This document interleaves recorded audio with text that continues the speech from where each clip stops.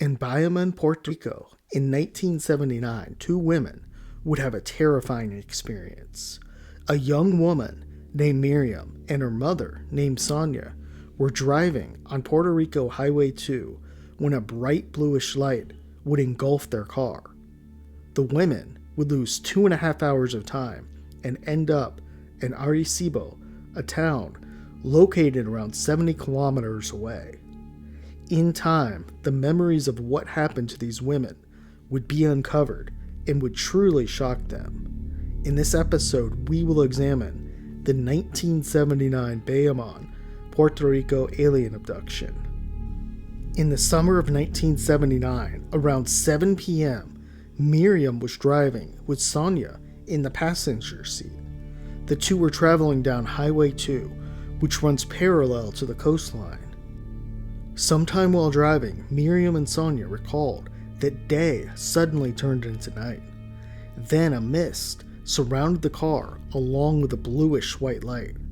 A humming began, and at this point Myriam was confused while Sonia appeared to be in a state of shock. Something strange was happening, but what was it? Myriam reported the car began to feel like it lifted off the ground. Then a second white bright light entered the car on the right-hand side. It engulfed her mother, and as Myriam watched in horror, she vanished into the thin air.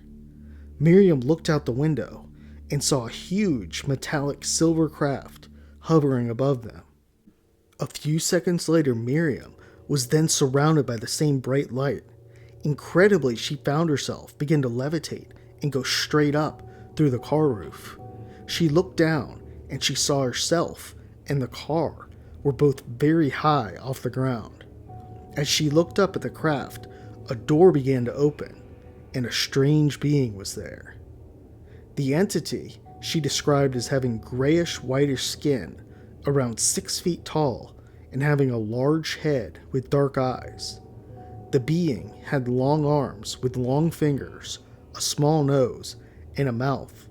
Myriam would recall that it looked friendly. It began to communicate with Myriam telepathically and invited her inside, telling her not to be afraid. As she came into the craft, Myriam was assured that she would be safe and not have to worry. Inside the craft, it was silverish white, and Myriam would spot several small beings around 3.5 feet tall that resembled gray aliens.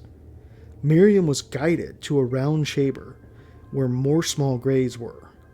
The chamber had a seat that came out from the wall. In the middle of the room, there was a metallic table. Next to it, a small table was there with an assortment of metallic instruments and strange objects. Myriam would state that she had never seen many of the objects on that table. At this point, they began to probe Myriam. Several different rods were put in her, and the beings said they would help her energy levels. As this was occurring, Myriam felt a rush of energy through her body. Several grays were monitoring her on a computer-like machine.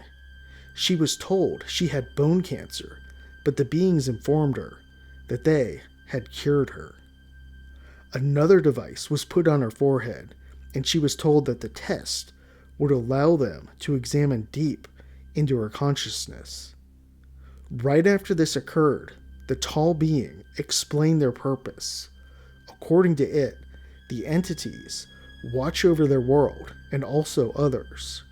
As he was telepathically telling her this, the being began to light up, and Myriam was consumed with feelings of love for the being. The being also stated that members of their race were in contact with governments around the world. The entity, still engulfed in the light, would transform into a human-looking creature. Based on Myriam's description, the being looked like a Nordic alien. The two would then look out the window, and according to the being, they were looking at the Swiss Alps. After this, Myriam would wake up in her car alongside her mother. Oddly, the two were driving and confused. They had forgot about day suddenly turning into night. Also, they were miles ahead on the road, and it was nighttime. Myriam would remember what happened after seeing the white bluish light through hypnotic therapy. There are many who criticize the use of hypnotherapy. It's said to be able to uncover repressed memories. However, critics of it argue that it can produce false memories as well. Sonia would go through hypnotic regression too. She would state under hypnosis, after the bluish light, an odd sound came, and she saw the craft in the sky as well. The light came from beneath the craft. She would be taken onto it by a small gray, and once inside, she would see several tall beings, some with blonde hair. Much of what she recalled seemed to match Myriam's story.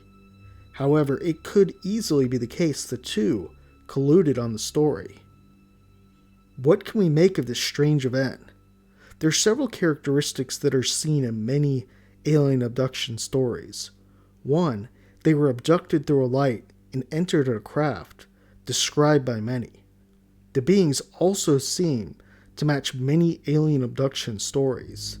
Lost time is a characteristic we see often in these cases. Perhaps the strangest aspect of this case has to do with what Myriam was told. While it's possible she may have misheard or misinterpreted the being's message, there are other cases where beings claim to be divine. There's different schools of thought as to why this happens, but it has been seen in other alleged alien abduction cases. While many dismiss the case as pure fiction, it seems odd that both a mother and daughter might choose to create a story like this. It could be the case, though. They were hoping to gain fame and ultimately money.